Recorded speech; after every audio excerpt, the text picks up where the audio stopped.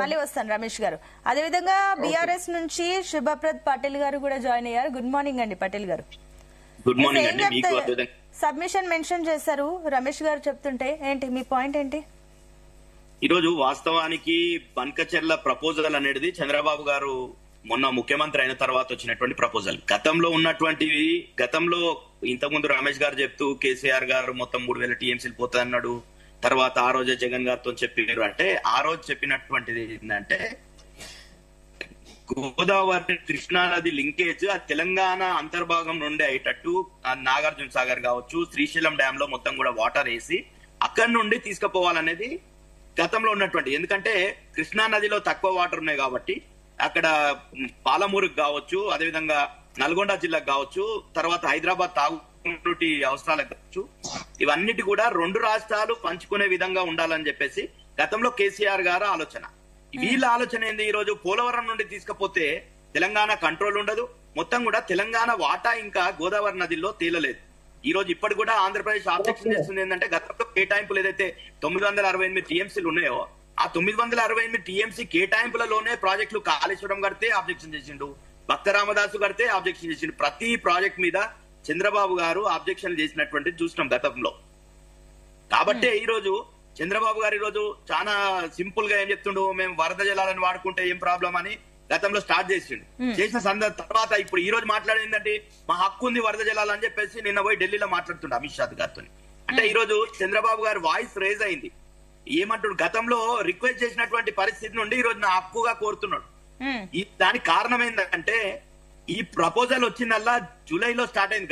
గత సంవత్సరం జూలైలో రేవంత్ రెడ్డి గారు, చంద్రబాబు గారు ఇద్దరు ముఖ్యమంత్రులు భేటీ అయ్యి ఆ భేటీ తర్వాత విజయవాడలో తర్వాత ఉత్తమ్ కుమార్ రెడ్డి గారు దంపతులు ఇద్దరు కూడా పోయి కలిసి ఆ రోజు కూడా చంద్రబాబు గారితో డిస్కస్ చేసిన అనేది ఉన్నది.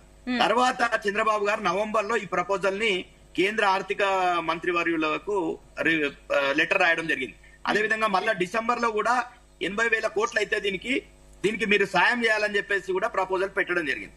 తర్వాతనే హరీష్ రావు గారు ఎప్పుడైతే స్పందించిండో జనవరి 24 తారీఖు రోజు హరీష్ రావు గారు ప్రెస్ మీట్ పెట్టి ఈ ప్రభుత్వం, కాంగ్రెస్ ప్రభుత్వం మొద్దు నిద్రలో ఉంది, ఈ రోజు ఇంకా గోదావరి నదిలో మొత్తం కూడా ట్రిబ్యునల్ ఏర్పడలేదు, పంపిణీ జరగలేదు నది జలాలు, కాబట్టి వీళ్ళు ఈ రోజు బనకచెర్ల కట్టుకుంటే వాళ్ళ హక్కుగా రేపు క్లెయిమ్ చేస్తారు, రేపు దాన్ని ట్రిబ్యునల్ ముందు వాదిస్తారు. కాబట్టి అట్లా కాకుండా అదే విధంగా మనకు గతంలోనే 968 టీఎంస్ అలొకేషన్ ఉంది. 53 సంవత్సరాల చరిత్ర చూసుకుంటే 53 సంవత్సరాల్లో 3000 టీఎంసీలు సముద్రంలో కలిసినాయనే ఉండే.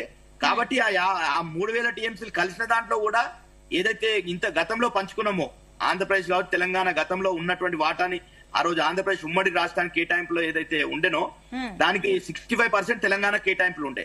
అదే విధంగా ఆ 3000 టీఎంసీలో కూడా 1950 టీఎంసీలు తెలంగాణ వాటాగా ఉంటది. కాబట్టి దాని మీద మొత్తం కూడా గోదావరి నది జలాల్లో 2918 టీఎంసీలు తెలంగాణ వాటాగా తేల్చిన తర్వాత మీరు ప్రాజెక్ట్ కట్టుకుంటే మాకు ఎలాంటి అబ్జెక్షన్ లేదు.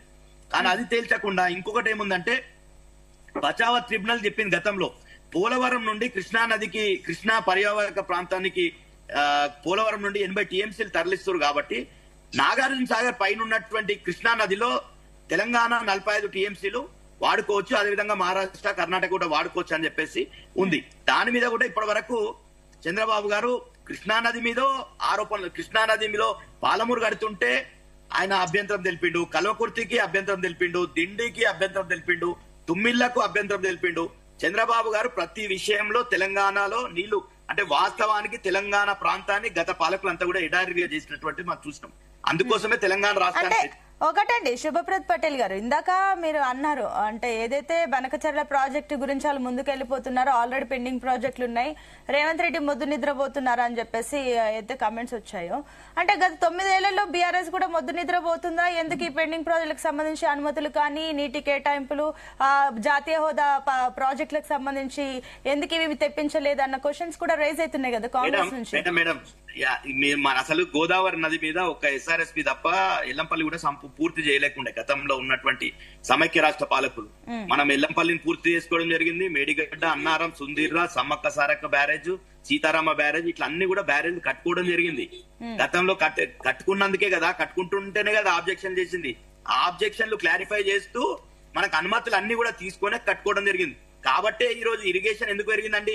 2014లో ఎంత ఉండే తెలంగాణలో ఇరిగేషన్, ఈ రోజు ఎంత పెరిగింది? 3 అంతలు పెరిగింది ఇరిగేషన్. అందుకే ఈ రోజు దేశంలో దాంట్లో ప్యాడీ ప్రొడక్షన్ లో దేశంలో నంబర్ 1 స్థాయికి ఎందుకు రీచ్ అయింది? ఎందుకు అయిందంటారు? అంటే ఉత్తానే మొత్తం కూడా చూమంతర చేసేస్తే గతంలో వర్షాలు పడలేవా తెలంగాణ? అవును, కరెక్టే, చిత్తశుద్ధి ఉంది, కరెక్టే. మీరు అంటున్నట్లు ప్రాజెక్టులకు సంబంధించి మీరు గ్రీన్ సిగ్నల్ ఇచ్చారు, అంత బానే ఉంది. కానీ అధికారుల ఎంపికలో కాస్త ఫెయిల్ అయ్యారు, అందుకే ఒక్కొక్కరుగా అవినీతి పరులు బయటకు వస్తున్నారు అనే క్వశ్చన్ కూడా అందుకే కదా ఈ రోజు ప్రాజెక్టులన్నీ సగంలో ఆగిపోయాయి. ఈ రోజు ఒక విషయం, ఎవరు అవినీతి ఒక్క నిమిషం ఉండండి ఒక్క నిమిషం నాది. ఈ రోజు అవినీతి ఎవరు చేసినా గానీ 100% దానికి ఒక శాఖ ఉన్నది, అవినీతి నిరోధక శాఖ. అది కేసులు పెడుతుంది, దాని విచారణ జరుగుతుంది, అది వేరే విషయం. అయితే అవినీతి మీద చాలా ఆరోపణలు వచ్చినాయి. గతంలోనే కూడా కాంగ్రెస్ పార్టీ ఎమ్మెల్యే అనిరుద్ రెడ్డి మా మంత్రులు 10 మంది ఎమ్మెల్యేలు కూర్చొని చెప్పారు 30% తీసుకునే ఫైళ్లు క్లియర్ చేస్తున్నారు ఆ మంత్రి అని చెప్పేసి పొంగులేటి శ్రీనివాస్ రెడ్డి మీద ఆరోపణలు చేసినటువంటి చూసినాం. అదే విధంగా మన కొండ సురేఖ గారు కూడా మొత్తం ఫైళ్లు క్లియర్ చేయాలంటే మంత్రులు పైసలు తీసుకుంటారు అని చెప్పినటువంటి చూసినాం. అదే విధంగా కాంట్రాక్టర్లు పోయి సెక్రటరియట్ లో ధర్నా చేసి చూసినాం. 20% కమిషన్ ఇచ్చినంత వరకు కూడా మా బిల్లులు చెల్లిస్తలేరని. వీటన్నిటి మీద కూడా విచారణ చేయాల్సినటువంటి అవసరం ఉన్నది. అదే విధంగా పొంగులేటి శ్రీనివాస్ రెడ్డి గారు కరెక్ట్ మీరు అన్నట్లు ఆ విచారణ గురించి నేను మళ్ళీ ఆ పాయింట్ నేను రమేష్ గారి దగ్గర క్లారిటీ తీసుకుంటాను. దాని మీద పొంగులేటి శ్రీనివాస్ వీళ్ళు టిఆర్ఎస్ పార్టీ మీరు ఒక తప్పు మాట్లాడుతున్నారు బ్రదర్. ఒకటి అవినీతి మీద మాట్లాడుతున్నాం, అవినీతి మీద మాట్లాడితే అది వేరే చర్చ. ఇది నీళ్ళ మీద అవినీతి తీస్తే చాతాడని తెలుస్తుంది ఇక. హలో